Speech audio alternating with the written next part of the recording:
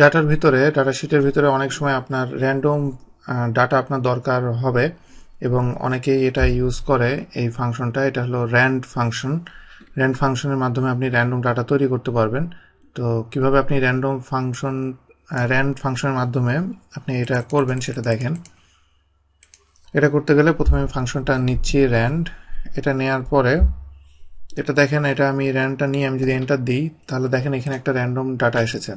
এবং এটার ব্যাপারটা হলো যে আমি যতবারই ওয়ার্কশিটের ভিতরে কাজ করব, যতবারই এটা রিফ্রেশ হবে ওয়ার্কশিট, ততবার র্যান্ডম ডাটাটা চেঞ্জ হবে। যেমন আমি এখানে যদি ক্লিক করি, আমি একটা কিছু লিখলাম, লিখে আমি এন্টার দিলাম, দেখেন যে এখানে এটাকে আবার রিক্যালকুলেট করে আবার র্যান্ডম ডাটাটা চেঞ্জ হয়ে গেল। এভাবে কন্টিনিউয়াসলি ডাটা চেঞ্জ হতে থাকবে। আমি এই কয়েকটা ডাটা যদি আমি নিই, ডাটা নেওয়ার পরে আমি এখানে যদি কিছু একটা চেঞ্জ করি তাহলে দেখেন পুরোটা ধরে একসাথে এখান থেকে এভাবে চেঞ্জ হয়ে যাচ্ছে। তো এভাবে আপনি র্যান্ড ডাটা তৈরি করতে পারেন।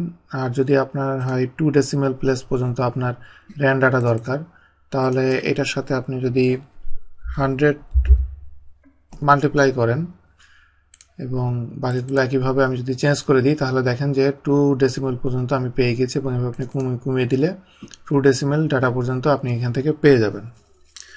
এই ওয়েতে আপনি র্যান্ডম ডাটা জেনারেট করতে পারেন যদি আপনি চান।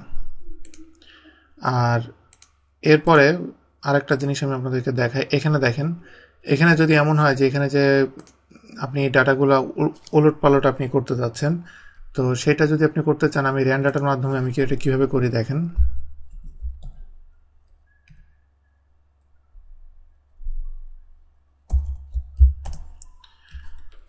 আমি এটা নেওয়ার পরে পুরা শিট ধরে আমি ডাটাটা অ্যাড করলাম। এখানে দেখেন অ্যাড হয়েছে।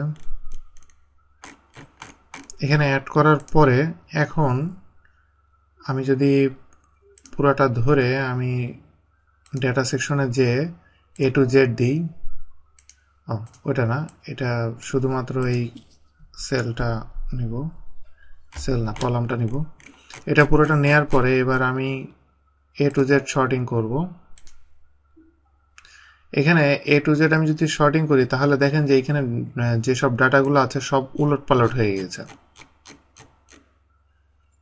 আচ্ছা, এই ভ্যালুটা এটা সহ এটা আসলে চেঞ্জ হয়ে গেছে। ওইটা আমি সিলেক্ট করে ফেলেছিলাম, ওইটা সিলেক্ট না করে আমাকে দিতে হবে। তো এভাবে আপনি এই ভ্যালুগুলো আপনি যদি A to Z শর্টিং করেন তাহলে এর সাথে সাথে এই ভ্যালুগুলো উলট পালট ভাবে এটা চেঞ্জ হয়ে যাবে। তো এই কাজে আপনি র্যান্ডমটা ইউজ করতে পারেন। আর অনেক সময় আপনার র্যান্ডম ডাটা যদি দরকার হয়, এইভাবে আপনি র্যান্ডম ডাটাটা আপনি অ্যাড করে নিয়ে এইভাবে আপনি 100 বা 1000 মাল্টিপ্লাই করে আপনার যে এই ধরনের ডাটা দরকার সেই ধরনের ডাটা আপনি এখান থেকে পেয়ে যেতে পারেন।